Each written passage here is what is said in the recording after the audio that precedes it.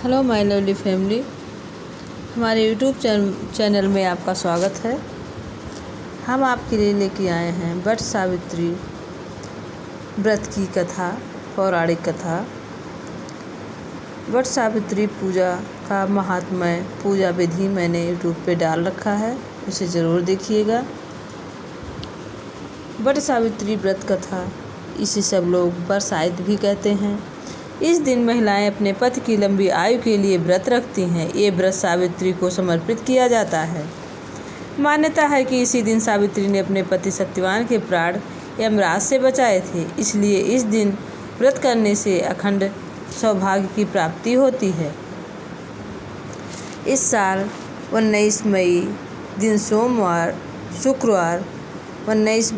शुक्रवार 2023 को यह व्रत रखा जाएगा। सावित्री व्रत रखेंगी और विधि विधान से बरगद के पेड़ की पूजा करेंगी। हिंदू पंचांग के अनुसार प्रत्येक वर्ष ज्येष्ठ माह के कृष्ण पक्ष की अमावस्या तिथि के दिन व्रत रखा जाता है। इस दिन सुहागिन महिलाएं अपने पति की लंबी आयु के लिए व्रत रखती हैं। ये व्रत सावित्री को समर्पित किया जाता है। मान्यता है कि इसी दिन सावित्री ने अपने पति सत्यवान के प्राण यमराज से बचाए थे और इसी वट वृक्ष बरगद के पेड़ के नीचे यमराज का वो सत्यवान का शरीर पड़ा हुआ था। इसीलिए इस दिन व्रत करने से अखंड सौभाग्य की प्राप्ति होती है। इस दिन विधि विधान से पूजा अर्चना के साथ वट सावित्री व्रत कथा भी पढ़नी चाहिए। आइए जानते हैं वट सावित्री की कथा के बारे में। व्रत करने के बाद कथा ज़रूर सुनना चाहिए। पौराणिक मान्यता के अनुसार मध्य प्रदेश में अशुपत नाम के धर्मात्मा राजा राज करता था। उसकी कोई संतान नहीं थी। संतान के लिए राजा ने यज्ञ करवाया, जिसके शुभ फल से कुछ समय बाद उन्हें एक कन्या की प्राप्ति हुई। इस कन्या का नाम सावित्री रखा गया। जब सावित्री विवाह के योग्य हुई तो उन्हें धूम्रसेन के पुत्र सत्यवान को अपने पति के रूप में वरण किया। सत्यवान के पिता भी राजा थे, परंतु उनका राजपाट छिन गया, जिससे कारण वे बहुत ही दरिद्रता में जीवन व्यतीत करने लगे थे। सत्यवान के माता पिता की आंखों की रोशनी भी चली गई। सत्यवान जंगल से लकड़ी काट कर लाते, उसे बेचकर अपना गुजारा करते थे। जब सावित्री और सत्यवान के विवाह की बात चली तो नारद मुनि ने सावित्री के पिता राजा अशुपत को बताया था कि सत्यवान अल्प आयु है और विवाह के 1 वर्ष पश्चात ही उसकी मृत्यु हो जाएगी। इसके बाद सावित्री ने पिता ने उन्हें समझाने का बहुत प्रयास किया, परंतु सावित्री अपने फैसले पर अटल रही और अपने निर्णय को नहीं बदला। अतः सावित्री और सत्यवान का विवाह हो गया।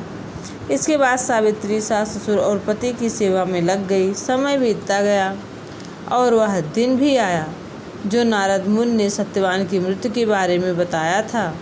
उसी दिन सावित्री भी सत्यवान के साथ वन को गई। वन में सत्यवान लकड़ी काटने के लिए जैसे ही पेड़ पर चढ़ने लगा, उसके सिर में असहनीय पीड़ा होने लगी और कुछ वह सावित्री की गोद में सिर रखकर लेट गया।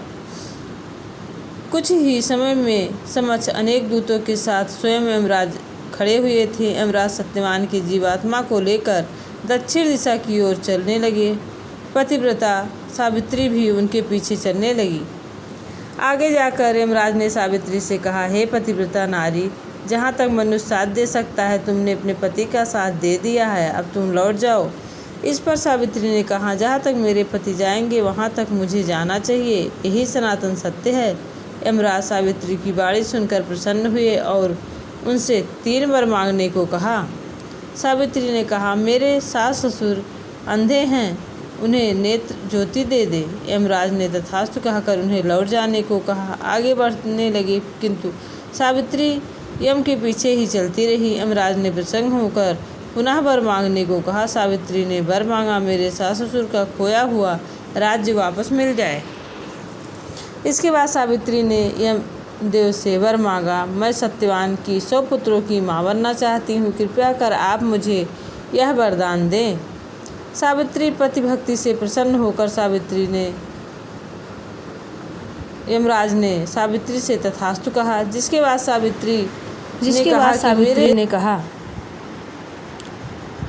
कि आप मेरे पति के प्राण तो आप लेकर जा रहे हैं, तो मैं आपके पुत्र प्राप्ति का वरदान कैसे पूरा करूंगी?